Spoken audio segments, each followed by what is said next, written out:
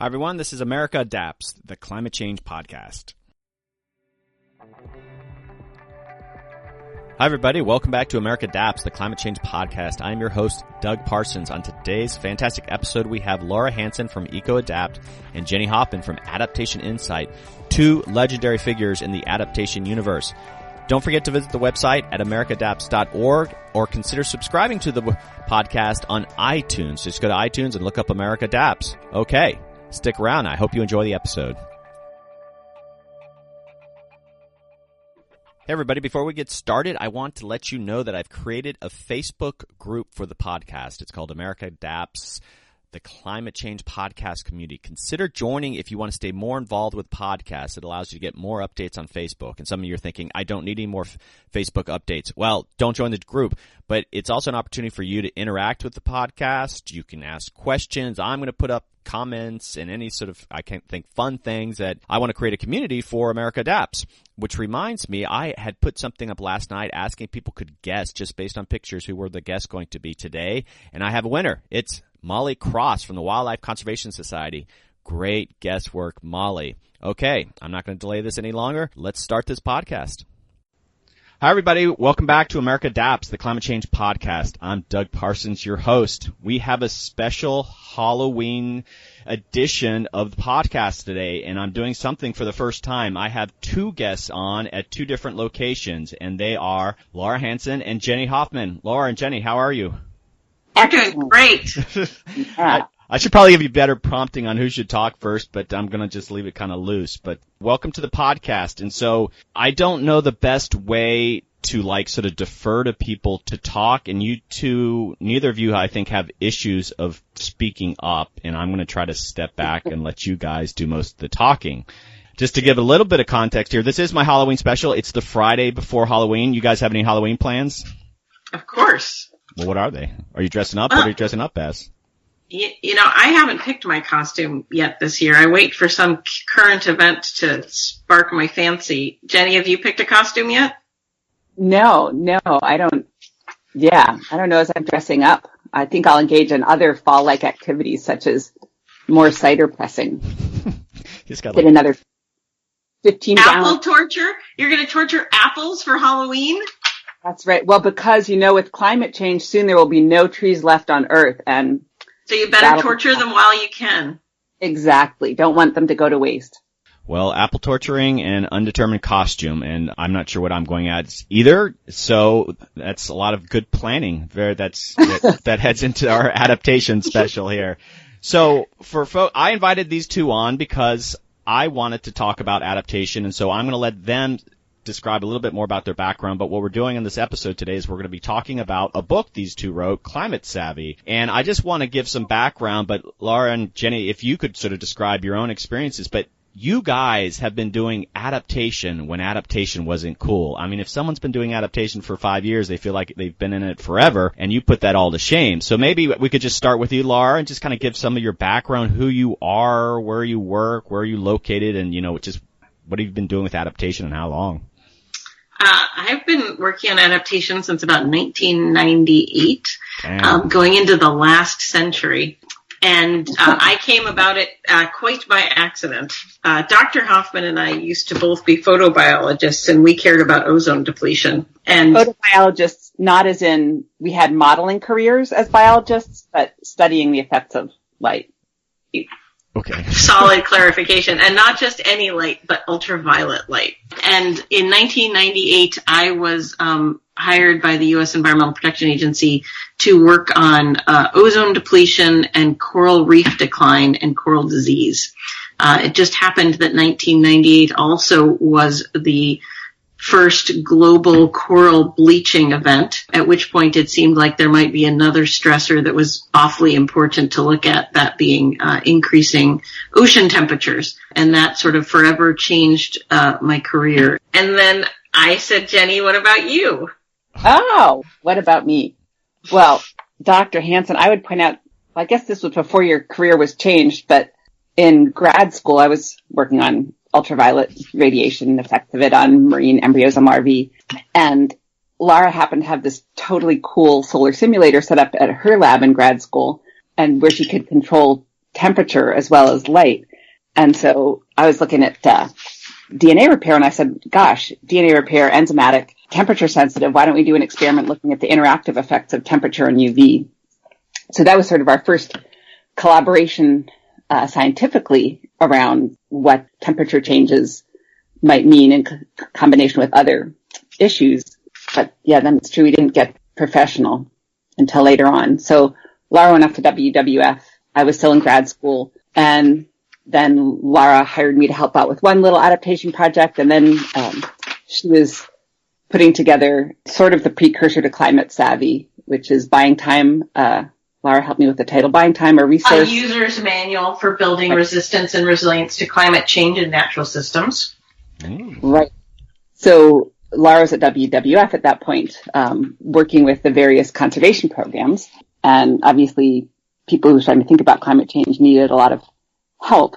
And the way I think Buying Time set the stage for how Lara and I have continued to work on climate change is that, well, what are people focusing on? Who are the different audiences? And so we broke it down into montane ecosystems and forests and oceans, etc. So that was an edited volume, different people writing different chapters. We edited it.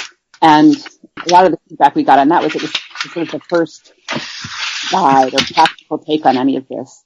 So instead of just saying, things are going to hell in a handbasket, it was, all right, what are we going to do? What are we doing? And that was really fun. And then Lara seduced me into working for WWF and traveling around the world and talking to people. And for me, some of that, the way that really has informed my application work is everything is so context dependent, not just the ecological context, but the social context, political context. The first adaptation project Lara hired me to work on was in 3 different countries, and one of them had a coup partway through the project, and one of the key government positions we were supposed to be collaborating with didn't get filled by the end of the project. And another project we had later on was in another country where we got to finish our project before the coup happened, but then there was a coup, and the major government who was really excited about the project and was going to implement it, he was out.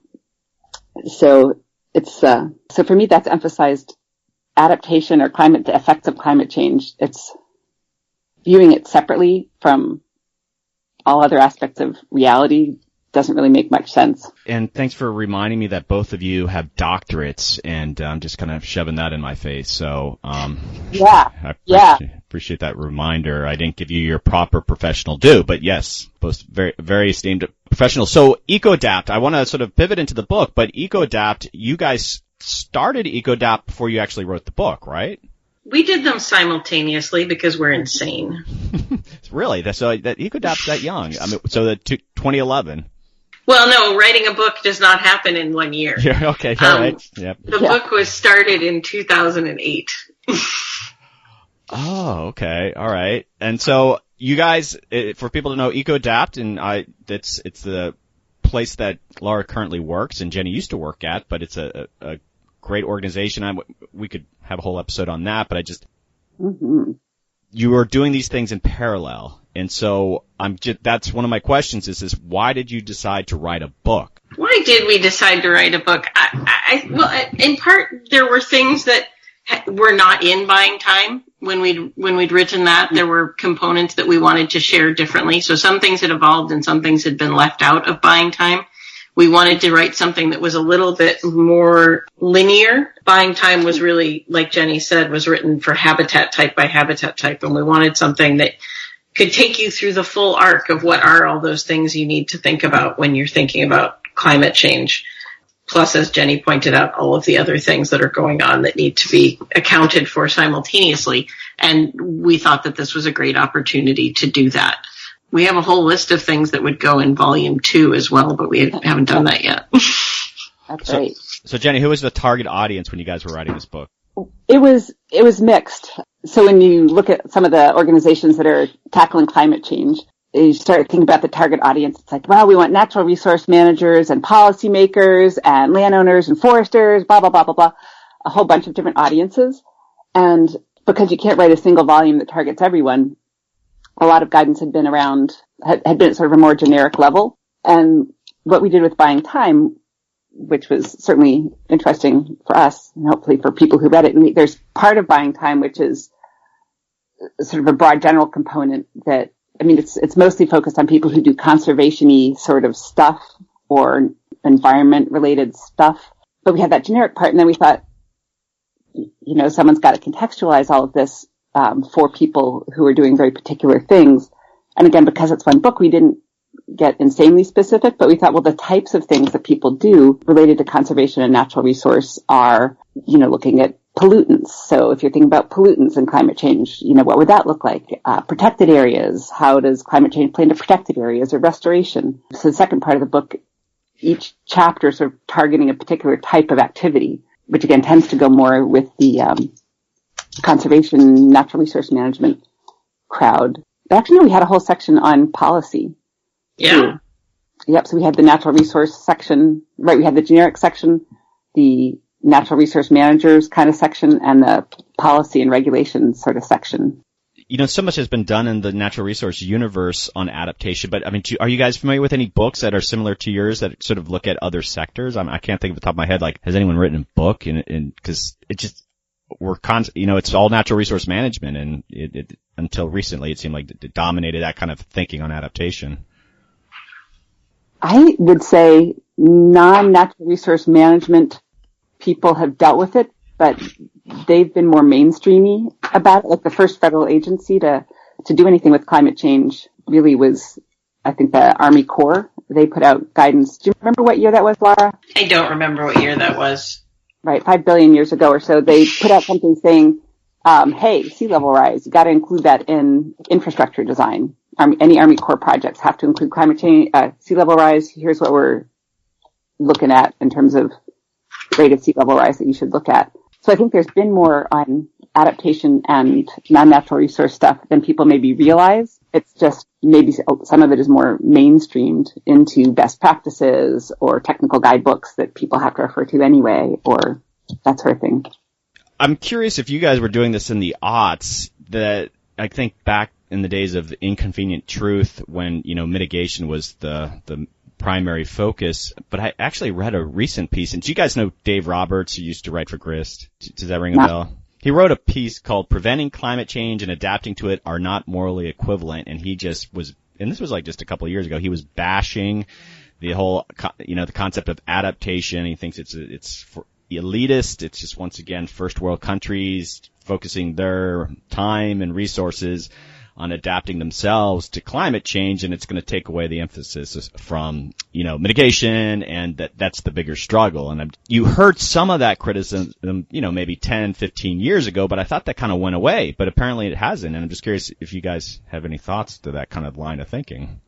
I don't think that there's anyone who works in adaptation who doesn't think that mitigation is vitally important and woefully behind. But I think it shows a certain denial of reality to insist that doing adaptation is putting mitigation aside, because in fact the changes are happening in the world around us, and you can continue to make management and planning decisions based on the way things were done historically and sort of determine that you will make bad decisions going forward, or you can say, wow, I'm going to recognize that there's change afoot and I'm going to make decisions differently.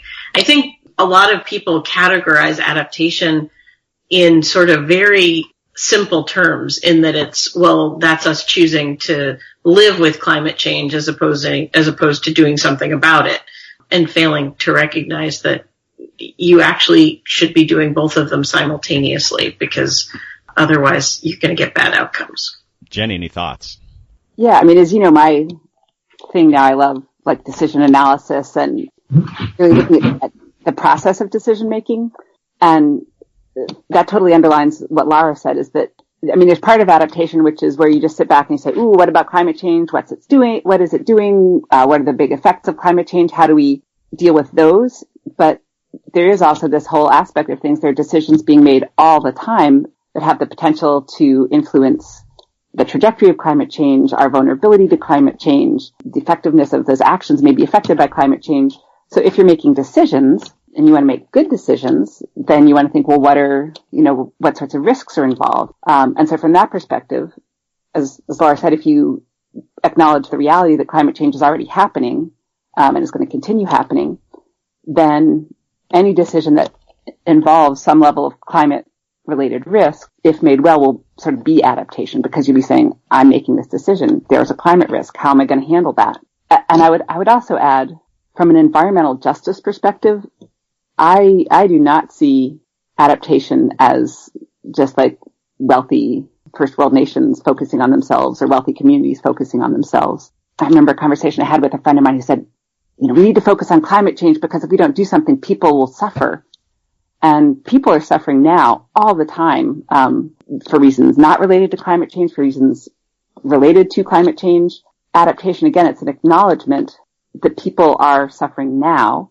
If we don't do things now, people will continue to suffer. Their suffering may get worse. Some of what we need to do to limit future suffering is reducing emissions, but some of it is dealing with the very real consequences of actions we've taken in the past, climate change that's already happened. So I think adaptation, as well as mitigation, is a responsibility that we all share for all people. Yeah, I was pretty annoyed with peace, and there's this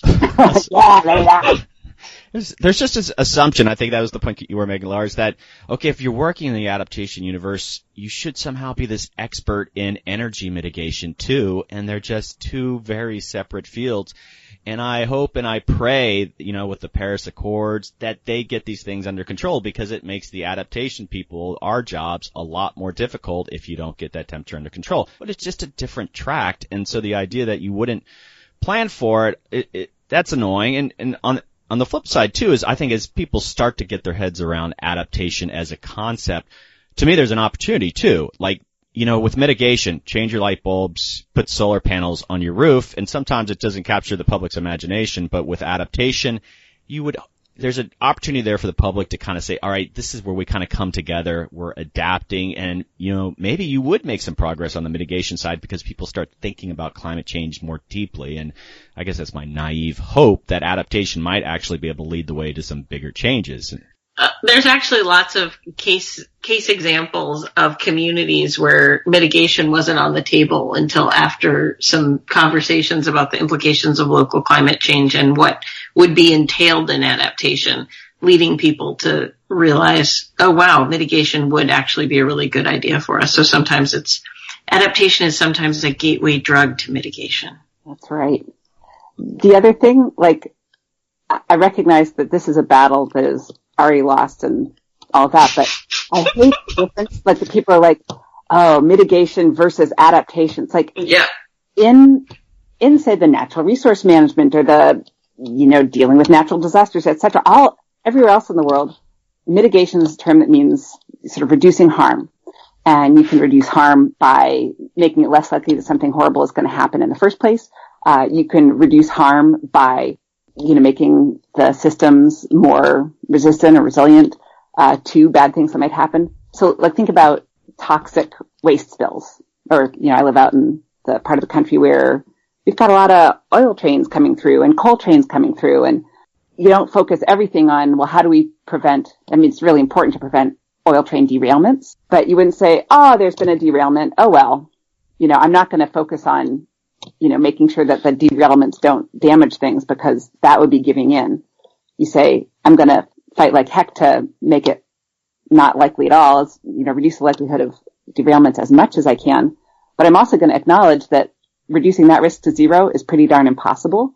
So in addition to trying to reduce the risk of the bad thing happening in the first place, I want to reduce the likelihood that if that bad event happens, it's going to have the worst possible consequences. So everyone else talks about mitigation as the whole spectrum of activities. And yeah, I wish the climate world didn't. But like I said, so many battles already fought and lost. But if you're a pedant like us, like me, I don't know, would you consider yourself a pedantic kind of person, Lara? I fear that I might be kind of guilty. Yeah, exactly. So we can still get huffy about things that are totally pointless. Good. I still get upset that people can't conjugate a verb with the noun data. Yeah. Oh man. Don't yeah, and then the New York Times, the New York Times, they use millenniums now. Really? Yeah. I don't know what is up with that. I haven't. Anyway. Yeah. How can we possibly tackle climate change when we can't even get... When we can't even manage grammar. Yeah.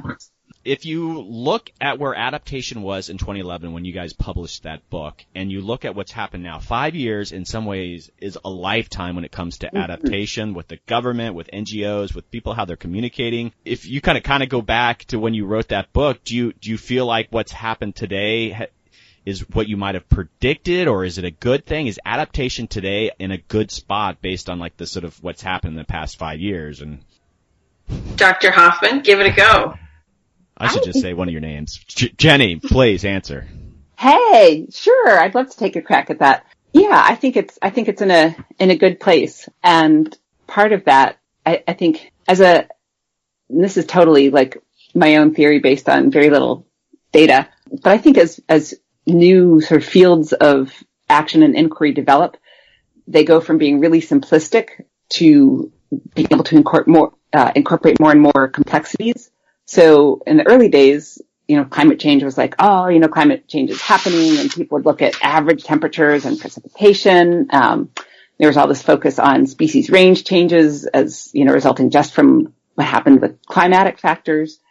And now, there's still a lot of emphasis on species range shifts resulting from climatic factors, but people are starting to say, no, there's all these biological, ecological interactions, and, now we have evidence that there's some evolutionary adaptation that can happen. So people are starting to bring that into it, and people are recognizing that, it's not just, there isn't some generic climate variable that you need to know about. It's like you have to say, well, what is our decision or the ecological system that we're looking at? And then, sometimes what you care about is, growing season length. Sometimes what you care about is the timing of the peak spring flooding, or the other times it's the volume of that flooding. So I think in the adaptation world, people are starting they're able to incorporate more complexity into their thought. And I think it's also spreading out more into different areas of activity. So people are starting to think about in very specific circumstances. So I'm engaged in this type of activity in this place. I'm doing habitat conservation planning in California, for instance, a project I've been working on. What does that mean? That's a regulatory process. What are the things I have to be able to say? So I think it's progressing. I think it's not perfect. I think it's never going to be perfect, but that's great because the point is that people keep thinking. And Lara, any thoughts? So I think that there's two halves to this. There's sort of how is the field changing, and then how is the application of that field changing. The field is changing dramatically, which is, I think, really exciting. In that people are thinking about greater complexity, and it's not just it's not just climate envelope models laid over species ranges telling you where things are going to move. And that's all extremely exciting. And we're starting to see a lot more of the application of it, like people using it to make actual management decisions, cities using it to affect their planning, states mandating its use, having an executive order that says that agencies are supposed to incorporate it. But we're still, and all of that is tremendously exciting, coming from a field that had enough people that we could almost fill an elevator just a decade or so ago. A fair-sized elevator. That's where we used to hang out. That's where the adaptation community used to hang out, in the elevator. But now that there's a lot more people who identify as being part of this and identify it as being part of their work, or just use the information to make better decisions. But the interactions that you can still have on a daily basis with folks who are not incorporating climate into how they make a decision for a long-term planning set is still pretty staggering. And it says we still have a long way to go before the field has infiltrated full application. And can you imagine 5 years ago there being even one adaptation podcast? And so here we are. Clearly a massive advance in the field. Right. Well, okay, so it's very exciting, all the things that have gone on here, but like two distinct things that have happened that are to me bad things. And first off, you guys know that the cap and trade legislation that failed, I think we're going on 6 years now. And if you recall, it was just sort of revolutionizing, at least at the state wildlife agency level, on what their commitment was to adaptation. Everyone was talking about it. You would go to the Association for Fish and Wildlife Agency meetings, and the climate change committee was standing room only. And now they might have 9 people in the room. And, I had Davia Palmieri on here about a month ago, and she basically admitted that. And so had that cap and trade passed, had they directed the sort of money that they were talking about, I think that money filtering through the system would have really supercharged a lot of what we're doing. So there was a missed opportunity. And I think another thing is harder to put a finger on, but I've talked about it frequently on this podcast is, and Lara, you and I have chatted a bit about, is that especially the federal government and to a lesser extent the private sector emphasizing resilience, the idea of what is resilience versus adaptation. And so you have resilience officers, you have the Office of Resilience, and there's, I think, the misunderstanding of even what that might mean, and that word is sort of taken over, and I don't necessarily think that's a good thing. And so the state of adaptation today is, well, we're in the business of resilience, and I not necessarily think that's a good thing. That was a lot. I don't know where to unpack that. Jenny, should we start with offsets? We started with cap and trade. Do we want to start with our tirade on offsets? Yeah, go for it. Well, I don't know if it's still around, but there was that great website for the program offering cheating offsets. So this is a great send up of carbon offsets. It's really good not to cheat on your partner. And so we really want everyone not to cheat, but for that unavoidable cheating, every time you have a fight or cheat on your partner, negative energy goes into the atmosphere and builds up over time. So this program was saying minimize the cheating, but for that unavoidable cheating, you can buy cheating offsets. You can pay someone else to be monogamous or to remain celibate. Where are we going with this? This is our offset rant. And then said, if you have if part of your business is cheating, then we can offer corporate cheating offsets. So offsets don't reduce emissions. They say, given that emissions are happening, you can buy yourself an indulgence and not feel so bad about it. Actually, relating this to cap and trade, here in Washington State, it's been interesting because a while ago, people who were thinking about climate change, a lot of them were like, there's no way carbon taxes are politically viable. We're going to focus on cap and trade. And this is even though there were some elected officials who were saying, I'd love to introduce a carbon tax bill. But cap and trade in Washington failed. And now people are looking at carbon tax. It's a very contentious initiative on the ballot this fall where one group of people said, we want to introduce carbon tax legislation. We want it to be something that Republicans will like. Washington State doesn't have an income tax, so anything involving raising or lowering taxes is contentious because we have really high taxes to compensate for absence of income tax. But so they're raising this carbon tax and then addressing potential inequity by lowering taxes in other areas. But there's another whole coalition of pretty much all the environmental organizations, labor, and environmental justice communities that aren't going along with that initiative at all. And they're saying that initiative doesn't help low-income communities reduce their emissions. It doesn't do anything about absence of good public transit, for instance. So they want a carbon tax bill where the money from the taxes is rolled back into actually reducing emissions, not just trying to keep a little more money in people's pockets. And so that to me is interesting. So is the link here though, my point about the cap and trade is like the overall intent of that cap and trade?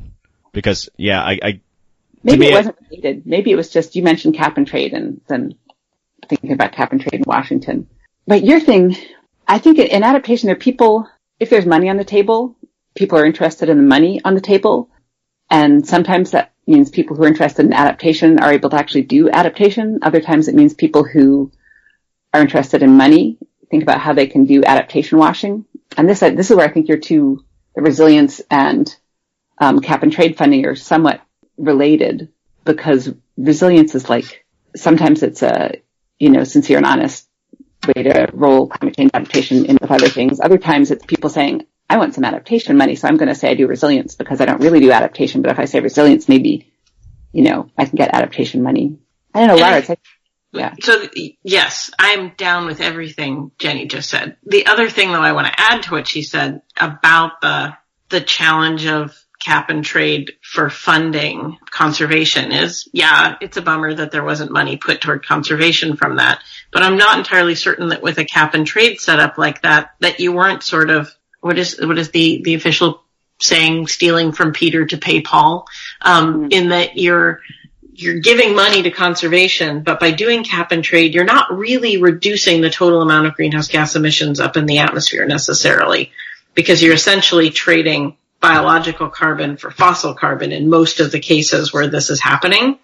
So the net return on protecting the environment isn't happening there. So in the short term, you're getting some money that you can use toward conservation and protection. But in the long term, you've done nothing on the mitigation side to reduce the harm caused to the site by climate change, because that's still continuing down the path because we haven't stopped burning fossil fuels.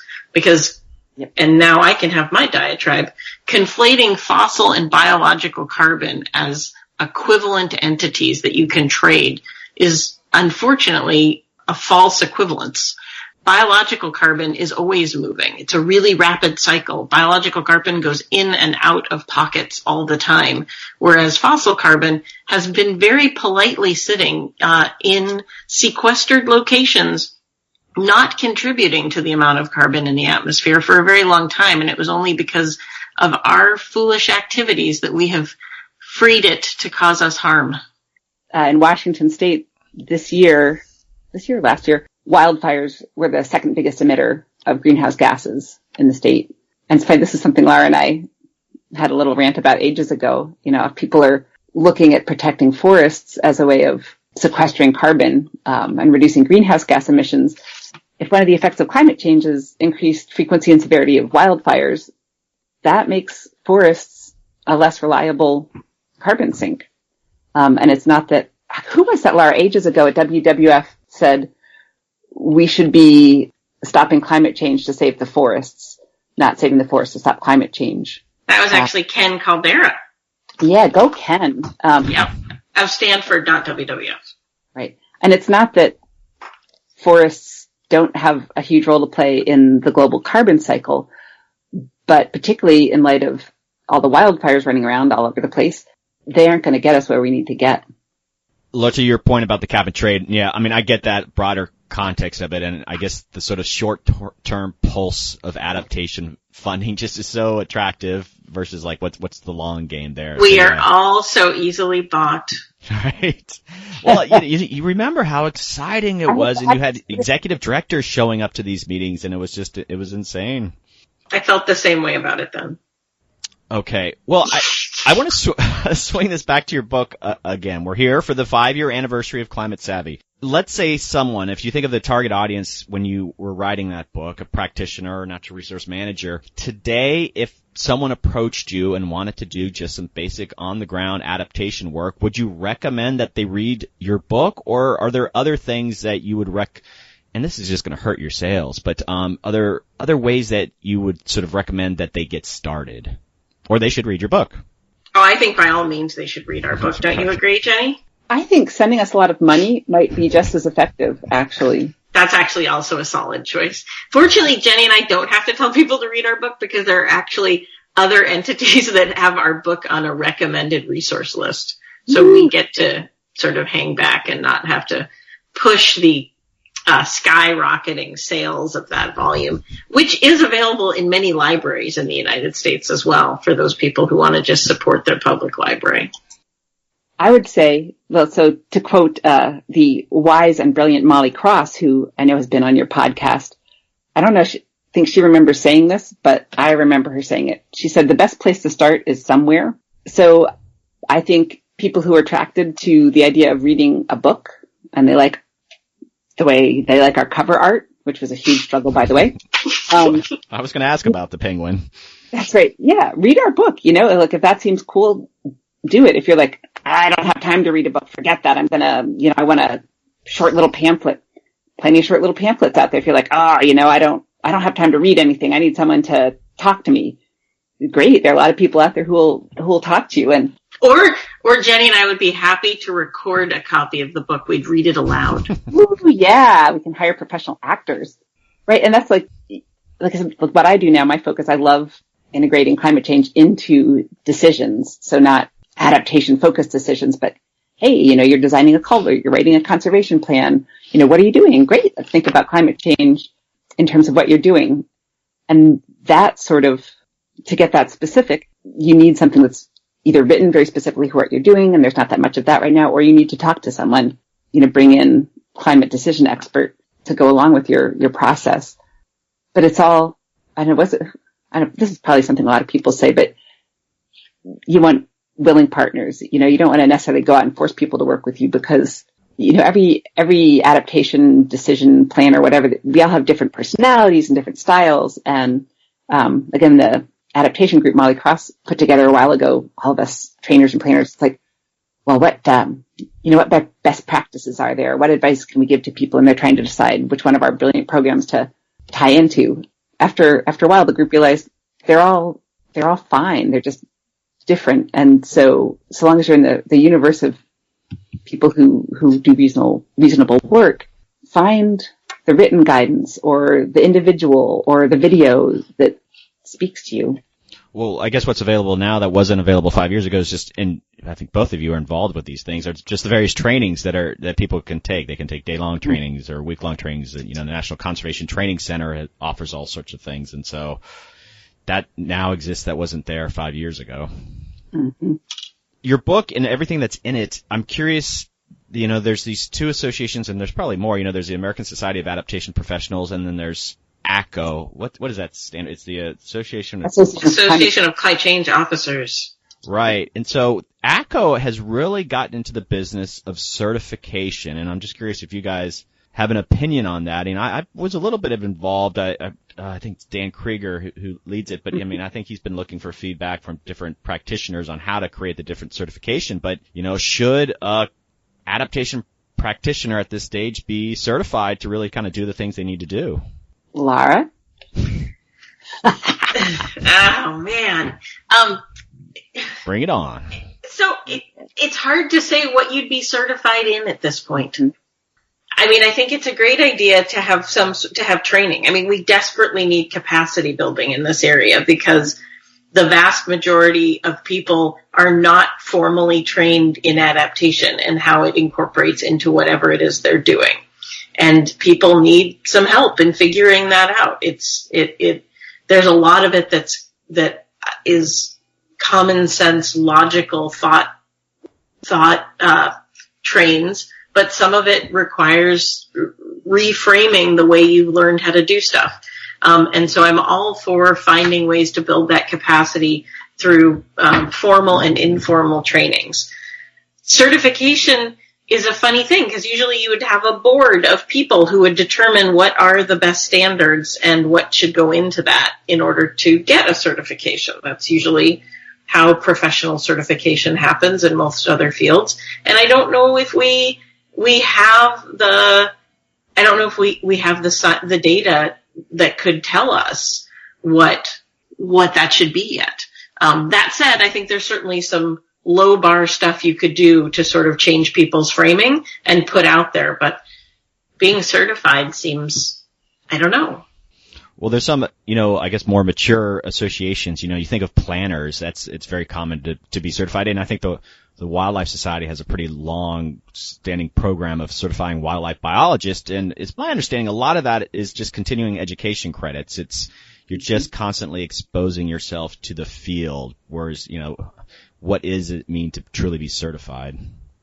Right. I think that's where ACO is coming from. This, again, to me, to the extent that climate change affects everything, it's good to have people taking really different perspectives, and working from within different types of quote unquote cultures, to handle it. So ACO is, they're targeting more, sort of the corporate E-suite kind of thing, where if you're a big business and you want to know that you have people in your business who can talk about climate change knowledgeably, it's not so much that they take a training and get certified, but it's, as you said, like, oh, they've taken this training, Climate Change 101 or Adaptation Planning 101. So they're not certified, but they at least have had exposure to the ideas so they can help integrate climate change into what you're doing.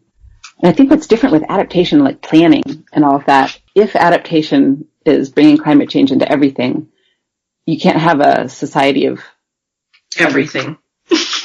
And it makes, I think this is Lara, I'd be interested in hearing what you think about this, but I think adaptation, we're at this funny state in our maturation, because we've been saying all along that climate change needs to be mainstreamed. But once you mainstream climate change, then there's not really adaptation. There's someone making a really good design decision about a house, or someone doing really good urban planning, or, farmers making great decisions about crop diversification. So the more people mainstream, the less adaptation will get called out. Although I think there's also we'll always need to think about the big challenges climate change itself poses. But yeah, I think as it mainstreams, where do the adaptationists go? Yeah, I mean, ideally it would be sort of like a certification within each field. Yeah. Mm-hmm. Like I'm a climate savvy certified engineer, or I'm a climate savvy sewage treatment plant operator. You have to have alliteration there. Yeah, that one didn't work. Climate savvy sewage is a good start. Yeah.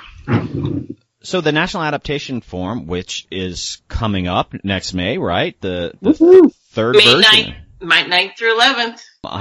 I'm part of two panels that were submitted, crossing my fingers. You are trying to, that's supposed to be for everyone doing adaptation. And, I think the natural resource people gravitate toward that forum, but I think the goal is to get just about everyone. And so, I mean, is that happening with the forum where it's the design of speakers and the sessions are reflecting the diversity of what an adaptation professional is? Are you having those kind of conversations? Yeah. So, I mean, one of the goals is, as Jenny said, once you want everyone working on it. And part of the interesting piece of adaptation to me is how do you get people to really start making decisions that are cross-sectoral and holistic, and how do you get better planning to be happening that way? Because it's always been a challenge, even before climate change, and it's sort of just an added incentive to why I'm interested in working from the climate perspective on those issues. How can you make better decisions that involve everyone? So as a result, we've been working really hard to expand the reach of folks who are thinking about adaptation to come to the forum so that kind of cross-sectoral, cross-interest, cross-jurisdictional thinking can develop, which is more than just having people come. That's sort of my ulterior motive of it, I guess, which is about advancing the field as a construct as opposed to just the individual application. So to do that, we've actually been doing outreach into these other areas, and we're purposefully designing actually a plenary series that includes, of course, natural resources, because often in adaptation planning, once it leaves the natural resource field, natural resource issues get frequently left out, because human communities tend to gravitate toward engineered solutions so far in majority. So finding ways to make sure that that's part of everyone's thinking is important. But we're also going to have a plenary on municipal adaptation, or local, also including counties. There'll be a plenary on adaptation from the community perspective, so non-governmental players in community adaptation, which has a big push toward equity conversations, although that will clearly play out in the municipal piece as well. There will be a business panel for the first time this year, where businesses that are incorporating adaptation into what they're doing will share how they're taking that on. And there will be an international panel sharing lessons from international adaptation efforts, which in many cases are much farther along than what we've been doing in the United States. And then the final plenary will be an attempt to create examples of what does holistic adaptation look like. What is adaptation that includes communities, the people that live in communities, local government, maybe state and federal government, people thinking about it from a natural resource perspective, from a business perspective, and from a human development perspective. How are there examples of places where all of those things are taking part together? And later this year, we'll actually be doing a survey of all the people who had sessions submitted, for them to make their pitch for why they're holistic. The environmental justice aspect you brought up, Lara, environmental justice is a good example of something like adaptation, where you need a space where people who care deeply about it can come together and talk among themselves, and, they don't have to deal with people saying, oh, that doesn't matter, or what are you talking about? But if environmental justice remains only a conversation within the environmental justice community, that's certainly not good enough. You need everyone, anyone doing adaptation planning or municipal planning to say, oh, environmental justice matters a lot, so let's think about it. And from that perspective, the way the Adaptation Forum has evolved is pretty cool because like, there's a sort of a tribal track. A lot of Native American tribes and people who work with them, they've really taken advantage of NAF as a place where they can come together and have time where they sit and talk with people who care about tribal concerns. And then they're kind of also infiltrating the adaptation world to make sure that, tribal voices are heard, and also that people, because the tribes, I think, in this country have been way out in the forefront of doing adaptation and experimenting with interesting ideas. So they're not just getting people to recognize that tribal communities matter or communities of color matter, but they're saying, hey, we have actually some lessons to teach you because we've been doing this longer. Well, I think that, Adaptation Universe is bigger than we realize. My next guest is a professor in architecture, and he's been publishing in adaptation for a while now. And I think I mentioned the forum to him, and he hadn't heard of it. And it just, and I'm like, how could you not have heard of the National Adaptation Forum? And this guy's obviously plugged in to a large degree, but he's in his, particular niche, and it's, I would highly recommend. And, I extend an invitation if you ever want to come back here, Lara, but maybe you think someone else from Ecoadapt that's part of the forum, maybe in January, just to come and talk about what's going to be at the forum as a podcast, because you'd be surprised at the diversity of people listening to the podcast that could benefit to know that forum even exists. So we would love to do that. Excellent. Right, or maybe even, well, no, it's too soon. I was going to say maybe even before the December deadline for people to submit talks. That's not a bad idea. No, we passed the deadline for sessions. It's open now for individual presentations. Oh, so what's the deadline on that? Jenny seems to know what it is. It's sometime in December. I could look it up, but that would involve typing. But you can go to the NAF website. You can go to the Ecoadapt website. A lot of other people probably have it done.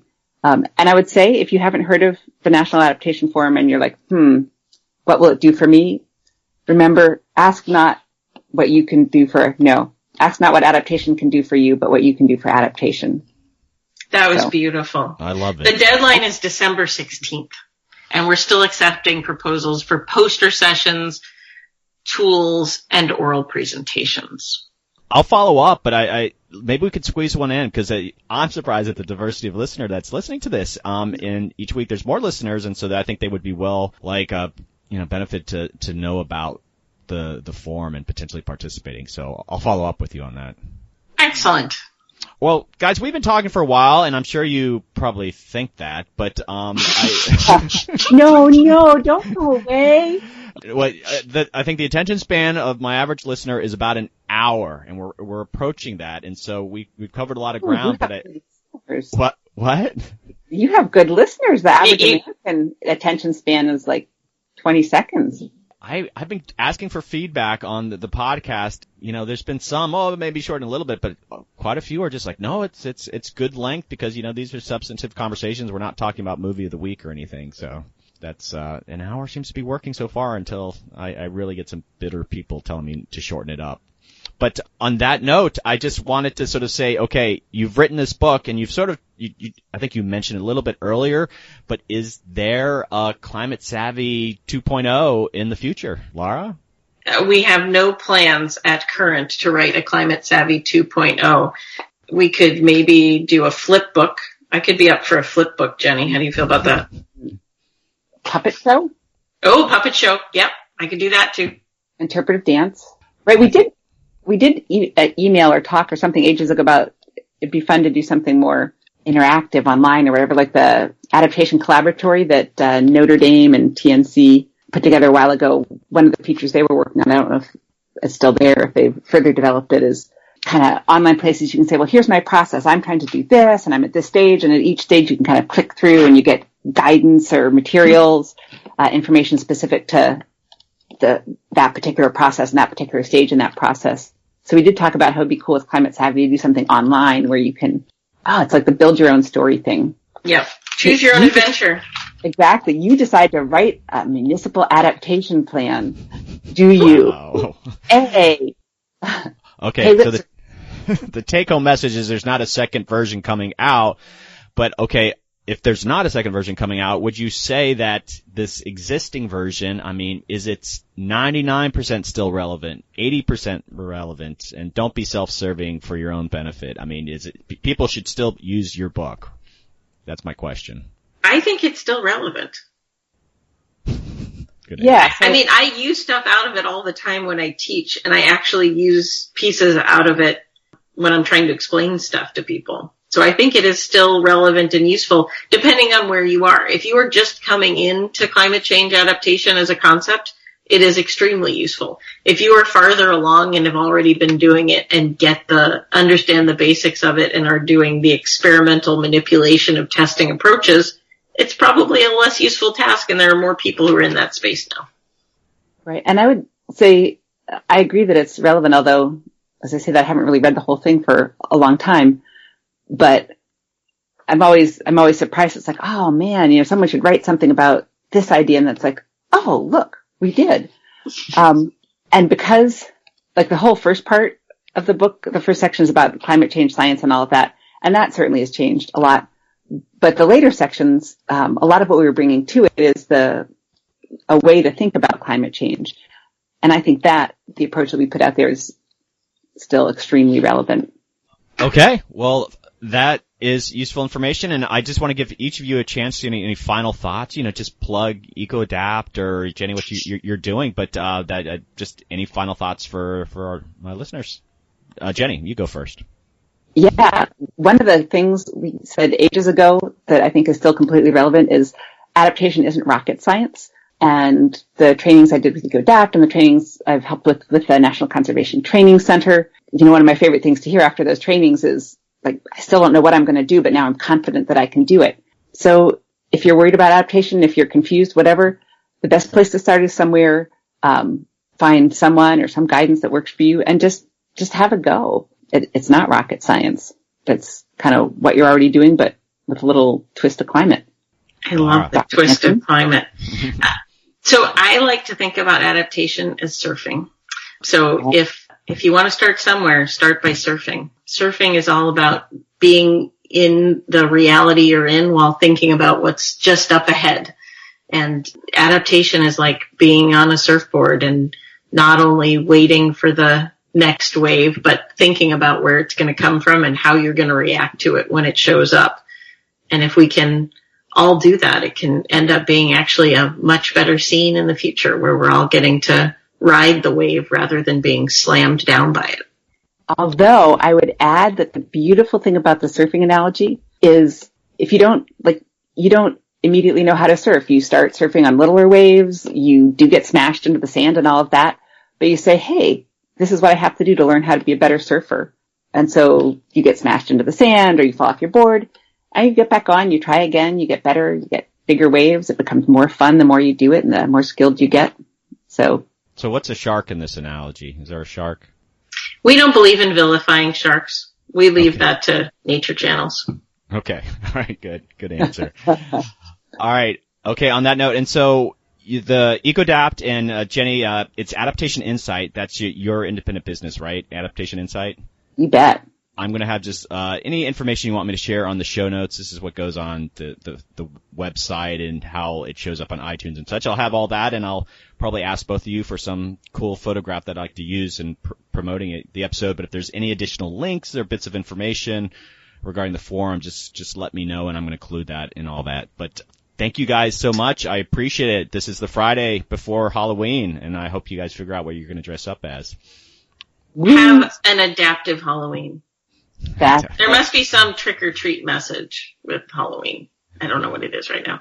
But Doug, you should make sure that A, you update your Cake profile, and B, you get your podcast linked up on Cake so that people from there can find it as well. And then when you post things, you can put it in the events page, and occasionally you could even get featured on the front of Cake or in the slice of Cake. I was wondering how I was going to get into that Cake newsletter, and so that's the way to do it, okay? All right. Yeah, you have to have content happening. Well, this is weekly content, okay, but that's good. Good to know. All right, I will. An idea there, like thinking back to NAF, do a little something with NAF ahead of the deadline to get people to submit, but once people have been accepted in the NAF agenda, you could go beyond a three-way and have a podcast with an orgy where you a veritable adaptation orgy. Right. That's a good name for a podcast, by the way.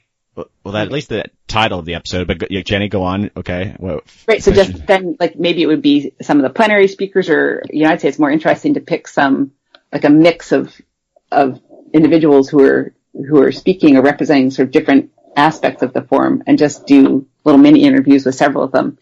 And then A, they would all be linking on their institutional profiles, hopefully, and B, that would totally get you in the newsletter, the cake newsletter.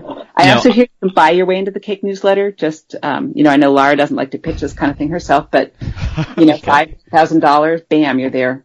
Ooh, that could also make you a sponsor of the National Adaptation Forum. But you can get in much lower than that as well. I don't know. I see, like I said, this is weekly now. I'm doing this. This is like my 16th episode, and I'm more than happy to plug the forum, even before December deadline. But like you said, maybe a follow up and leading up to it, and maybe you guys will give me some sort of special gold medal I get to wear around the forum. You could become the official podcast of the National Adaptation Forum. Have you thought about that? I think I probably did think at some point, hey, I'll be the only podcaster there, so I could be. Yeah. All right. We'll talk about just waiving fees and stuff. Sounds good to me. We'll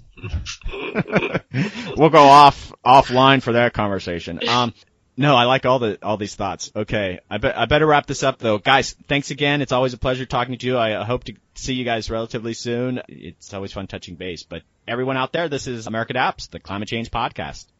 All right, that's a wrap for this week's episode of America Adapts, the Climate Change Podcast. Thanks again to Lara Hansen and to Jenny Hoffman. What a fun conversation. They too they're just legendary figures when it comes to adaptation. I highly recommend you check out their book, Climate Savvy. Now, I'm going to have all sorts of things on the show notes that we talked about in the podcast discussion, so please check those out. That you can find those at americaadapts.org. Also, if you have comments, if you want to just chat with me, I always hear from someone randomly and I love it. I can be reached at americaadapts@gmail.com. Also, consider supporting the podcast. There's an option there at the website, americaadapts.org, where you can pay PayPal, maybe $5 once a month. That's less than coffee. Please consider it. And if you have ideas for speakers, I'm always open. I always get great suggestions from folks. People come out of the woodwork. There's some amazing work going on with adaptation out there. And on that note, some upcoming guests. I have Dr. Jesse Keenan from Harvard University coming up, and I have Jonathan Parfray from Climate Resolve, based out in California. They'll be guests in the upcoming weeks. So please subscribe, tell your friends about the podcast, let them know that there's a great discussion being had out there about adapting to climate change. And I want to thank all of you who keep coming back, listening to the podcast. And if you have suggestions to improve it, please let me know. But I do appreciate you listening to it. All right, over and out. Thanks.